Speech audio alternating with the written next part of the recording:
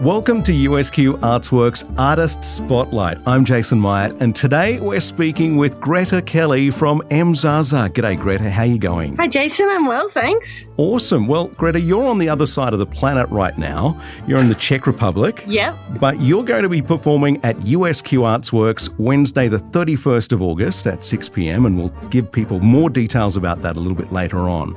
But tell us a little bit about Mzaza itself, and you guys are a pretty culturally diverse group.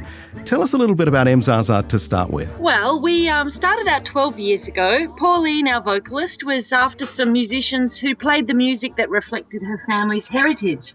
Her family escaped from Spain. They're Jewish Sephardic in background, and they escaped from Spain, went to live in Morocco, then had to also flee from Morocco to France, and then so Pauline was looking for some sort of Spanishy, Middle Eastern-y kind of musicians to play with, and she found us in West End in Brisbane 12 years ago, and since then we've added to the group a drummer with Greek-Turkish heritage and a Bosnian double bass player and a Latvian accordionist, and we have our flamenco guitarist, and I play the violin, and Pauline's got her French, Moroccan, Spanish background. What a huge cultural diversity in the group. It's kind of amazing, isn't it? Yeah. So tell us a little bit about how that cultural diversity works and influences your music. Well, obviously, we love the French. Sometimes we do some French chanson numbers, and also Pauline writes lyrics in French, and she also sings in the language of the Jews of Spain, an ancient language called Sephardic. And so obviously our cultural backgrounds influence the languages that are sung, that Pauline sings in. And then, of course, Goran, our double bass player's Bosnian background, it influences the way we write songs with a real Balkan feel. So we often like to play songs in 9/8 or 7/8 or 11/8. Cool. And the same goes for Jordan, our Greek-Turkish drummer. He influences the rhythms of the band because his favourite rhythm is 9/8 or 11/8. And these are uneven rhythms that have a kind of a very cool limping kind of a feel. And you can dance to them, but they're actually a lot of tunes we play are actual dance tunes. And so everyone brings a little bit to the mix. It's a very kind of a democratic process. Cool. Tell us a little bit about the name Mzaza. Where's that come from, and what's that symbolise? It comes from Morocco, so it refers back to Pauline's dad's side of the family, and it means crazy. Nice. So is that an influence on you as artists, or just about your music that it's crazy? Well, yeah, I guess we're both. We're crazy. The music's crazy. Our audience is crazy. Look, I have been in the audience once with you guys, and it is an amazing show, and it kind of blew me away, the variety of styles of music that I heard in that short performance that I was in. It's kind of amazing. So let's look at some of your music. Very, very awarded band with some of your music. So your song Night Watch was awarded Best Song in Queensland earlier this year in the World category at the Queensland Music Awards. You won an award last year in the same category as well. So what do those accolades mean to you as a person, you as an artist, and also to the band? Well, for me personally, they were both really quite amazing experiences, because in the same category the first year we had my sister's band, the Irish band the Barley Shakes. They'd been nominated for a Best Song in the World Music category, and so had my second biggest influence, Lindsay Pollock, and his collaboration. And so I was just assuming that we were no way going to get it, because my two big music idols, my sister and Lindsay Pollock, were in the running. So that was a complete shock. And then Night Watch, the second song, was just amazing, because it was a song that Lindsay Pollock found in Macedonia and my sister taught to me. And And then we totally changed it. We made a whole lot of weird things, but also Lindsay Pollock helped produce the first time we recorded that. So, yeah, both times I sort of felt very incredibly indebted to my musical mentors. And I think to the whole band, we're really, really chuffed that some songs, for example, the first song is in 7/8. It's in a really weird rhythm. It's like a 1, 2, 3 and a 1, 2, 3 in it. So that's pretty cool that a weird song with a weird rhythm gets an award, and also it's sung in French, so that's also, you know, one thing that makes it a little bit surprising. That so we're very, very chuffed and thankful to Q Music. Talking about the bands that you were up against in those awards ceremonies, do you find that the community is quite a close-knit community in, I guess, I'll put it into the category of world music, but do you find that you and those other groups work and collaborate like you've said you do there with Lindsay? Yeah, totally. We're always having little spin-off groups. Like Jordan and I play in a group with a Turkish and a Persian and Arabic musicians, and Goran, the double bass player, plays in another group that are also really into Hungarian music, and John is always playing in Spanish groups, and that way we get to meet the Spanish groups and the Bulgarian groups, and through their contacts we then get to meet further musicians, and then when we travel and play at festivals, that's also a really great time to meet other musicians, because you're all there. Kind of basically you're on holidays when you're not up on stage, and so you get to spend a bit of time getting to know musicians and their music. So does that help the group foster the chemistry within the band sort of between shows by collaborating with other people and sort of networking with other bands? Yeah, that does. That always helps, because we often meet people, together and then go off and do something. And then the other thing that really fosters a connection is our love of food. We love going out to dinner, if we're on tour or if we're in Brisbane or if we're cooking, and we're all obsessed with food. And we go to some places with some pretty amazing food. Like we've toured to Tasmania 4 times, and that always blows us away. And when we come to Toowoomba, we always go to Sofra restaurant. We're very good friends with Moyalia and Irfan, and food is probably one of the main things that draws the band together, and that food often is a reflecting our cultural tastes as well. And it's incredible how obsessed we are with food. You mentioned a moment ago about festivals. You've played some amazing locations around the world, and you mentioned Tasmania, the Mona FOMA Festival, also Queensland Music Festival, Woodford Folk Festival. Have you got interesting road trip stories that you can share with us, maybe from one of those festivals or maybe even from your current European tour? Well, 2 weekends ago we were in this lovely tiny festival called Palm Creek Folk Festival, and that was very special because it was all in one place. It was kind of like a mini Woodford, and it was just so special to be with the musicians. Like we got to jam with a kora player, the African harp, and wow.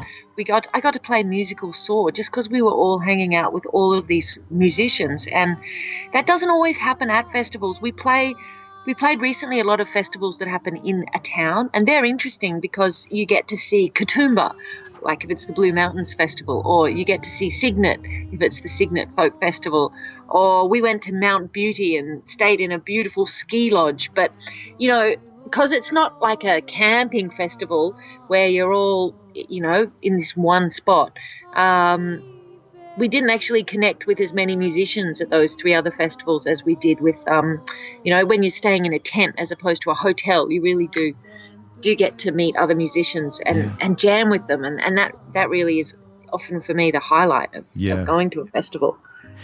You mentioned some musical instruments there, and there are some great musical instruments in your shows, and quite a lot of instruments that maybe a lot of people haven't seen or heard before.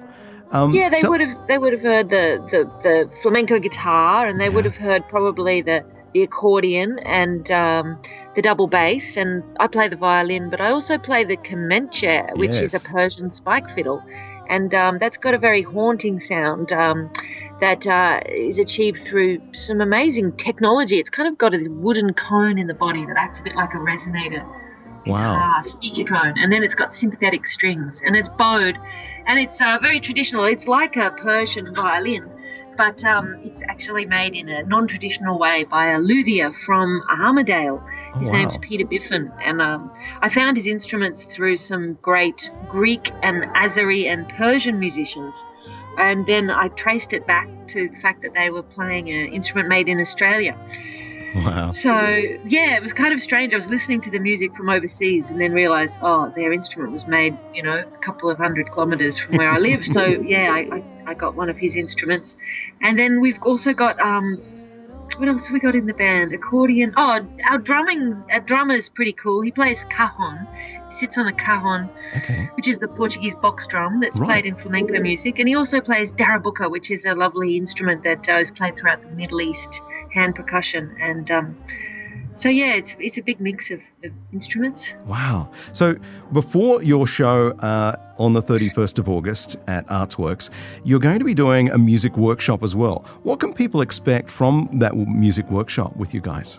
Well, they can bring an instrument or they can just bring, say, a recorder or just clap along. And we're going to start off with teaching some of those rhythms that I mentioned earlier on. Then we're going to do a few songs. We'll learn them by ear or with music, depending on what they prefer.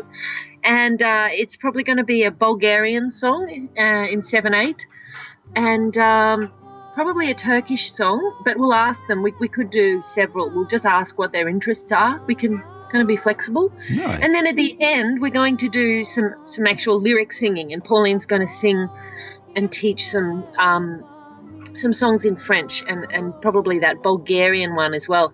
And then what we'll do, if the participants want to, they can join us on stage during the show and sing it with us and come and play it with us.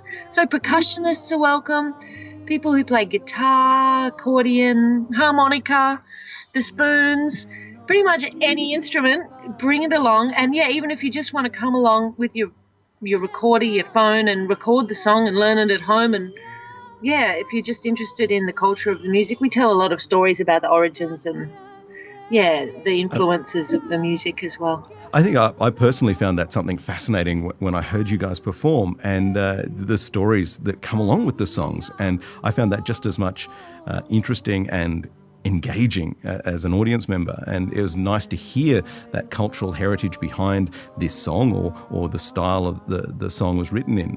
I think it's a great thing. Storytelling also seems to be a really big part, and it's right at the heart of your music. And you've got some amazing anecdotes of migration and survival. What stories have shaped your current tour, Children of the Road? Well, as I mentioned, the story of the flight of Pauline's family from from Spain to Morocco to back then to France, and also Jordan Stamos' percussionist's family story, which originated in Turkey. They were Greek family living in Turkey, and in the 1920s when Ataturk decided to sort of kick all of the other cultures living in Turkey. Turkey was an incredibly multicultural place. There was heaps of Jews and Armenians and Azeris and Greek and Bulgarians living in Turkey, and he kind of ethnically cleansed it. And the Greeks at the same time did exactly the same thing in Greece and kicked out all the Turks.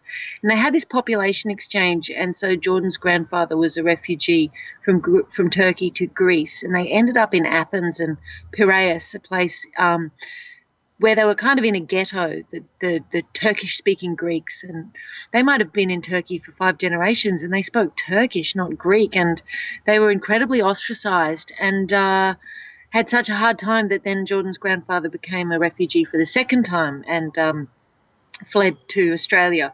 Really did actually have to flee. There was a warrant for his life. And yeah, so that's really fascinating because the Greek and the Turkish music is so similar, and it's such an important part of our influences, and that, you know, both of the cultures have been enriched through this tragic series of events.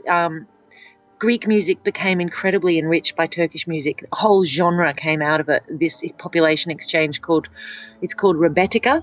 And it's kind of like the Greek blues, and it's really, the Greek music that's been influenced by Turkish music. And so we just love the feel and the mood and everything about that music. And it's been a massive influence. Let's quickly talk about people buying your CD. Where can they buy your CDs from? Let's get it out there right now, and maybe people will grab some CDs before the performance. We've got 3 CDs, an EP, and then we've got our first album, which was called Journey Over Skin, that features Andrew Vivas, the flamenco guitarist.